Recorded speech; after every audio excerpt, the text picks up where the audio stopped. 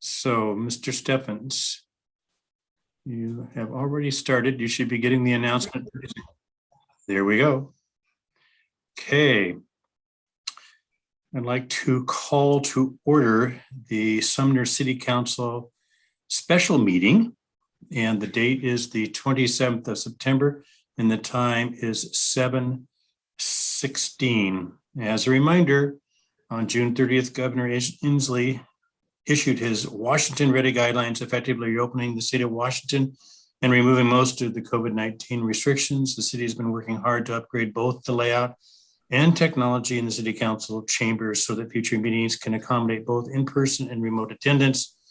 The upgrades are expected to be completed this fall. It is now fall. Until that time, the city will continue to conduct its meetings virtually using the Zoom platform, and the access information to these meetings is on the city's website and on the city council meeting agenda. With that, Michelle, would you please call the roll? Peto? Here. Brown? Here. Hayden? Here. Hamilton? Here. Hochstetter? Here. Newman? Here. Reed? Here. All council members are present. We have one item of special business on the agenda, and it has to do with ordinance number 2794, emergency and transitional housing zoning code updates. I would call on the deputy mayor for a motion. I move to approve ordinance number 2794, adopting amendments related to emergency and transitional housing as required by ESSHB 1220. Second. Thank you very much. It's been seconded by Councilmember Newman. I would call on Community Development Director Ryan Windish. Mr. Windish. Thank you, Mayor Pugh.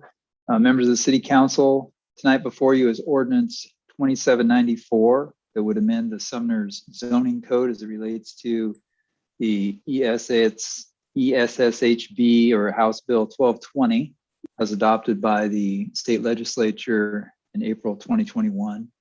And it is in response to what are state requirements to allow for permanent supportive housing in our residential zones and where we allow hotels. Transitional housing, same, where we have residential housing and where we allow hotels, as well as the requirement to accommodate indoor emergency shelters where the city allows hotels and indoor emergency housing where the city allows hotels. And the Planning Commission reviewed this proposed ordinance that's before you tonight and held a public hearing on it.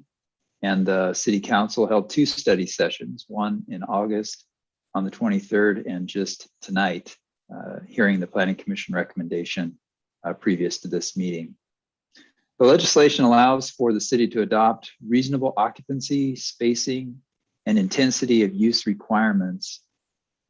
For example, limiting the number of beds, density, some minimum distancing requirements. And we've incorporated this, the ordinance incorporates a lot of these types of standards into the regulations in order to prevent the kind of concentration of these types of uses and potential impacts they may have to surrounding residents and neighborhoods, while at the same time really accommodating to a large degree Sumner's fair share, right? Being a small town, it's a town of 10,500 people. So those are some of the reasons for the requirements as written. The state established a deadline of September 30th, 2021 for jurisdictions to update regulations to allow these types of uses.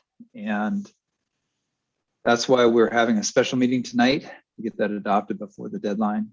And just as a reminder, for this to be adopted tonight and make it effective tonight, we need a supermajority of the council to vote in favor.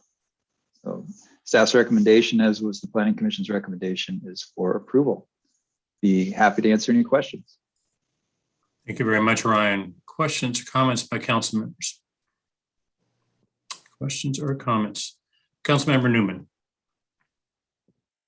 Thank you. So you guys don't worry, I'll lead by saying that I'm voting yes tonight. I will be voting yes. And I really do appreciate the time, thought, and consideration that staff and Planning Commission put into this.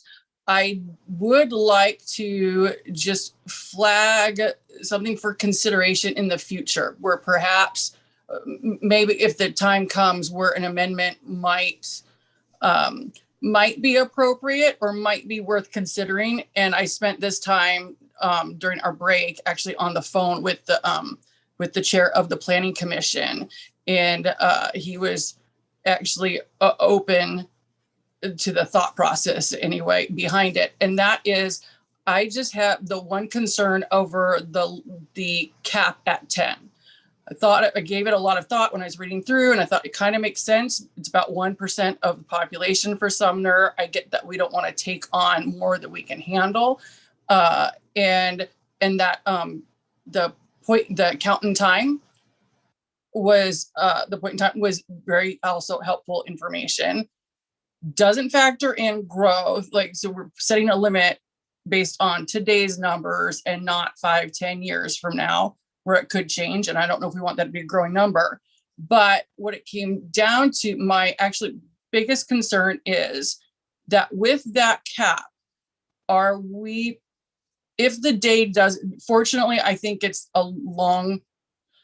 not going to happen in the near future for Sumner. So this is it. We're making policy for years to come.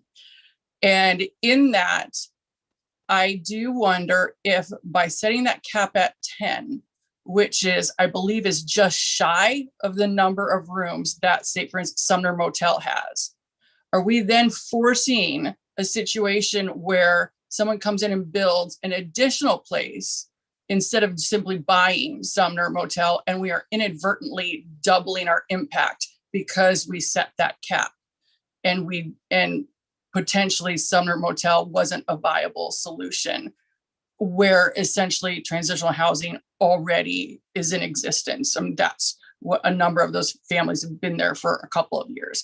Anyway, I just want us to stay open to we might need to fix a couple of things to achieve the intended consequences that we were striving for. But I appreciate all Planning Commission's work on this. Thank you.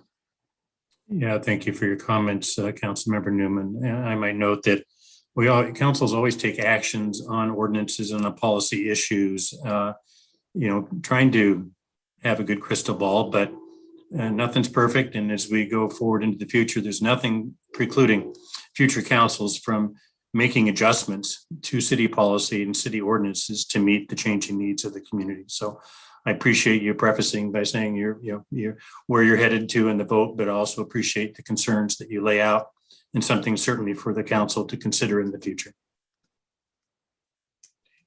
Okay, other council comments, questions?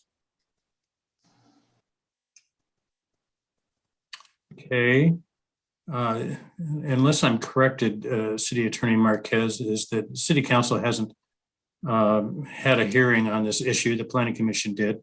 Therefore, I believe we have one member of the public that's attending the meeting. And if that member of the public wants to address the council on this issue, I would have you raise your hand using the Zoom feature or press *9 on your phone. Okay, I do not see that person either raising their hand or *9, so that would close any public comment on this. And being that there's no more comments or questions from the council, I would ask Michelle to please call the roll. Newman, Here. would you like to vote yes or no? Yes. We sort of call the roll. Reed, Yes. Brown, Yes. Potato, Yes. Hamilton, Yes.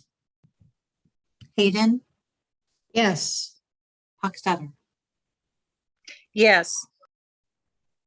Okay, it's unanimous, which obviously meets the supermajority criteria. So ordinance number 2794 is passed. Again, thank all of you for the time you spent tonight. It's always tough to deal with these ordinances on an emergency basis, but going through the 2 study sessions, listening to the Planning Commission, And then taking the vote tonight is very much appreciated. Anyway, that's all I have. I don't have anything more on the agenda. That means that there's no more business before you all. So we get to adjourn this meeting at 7:26 p.m. Well done, everybody, tonight, and have a nice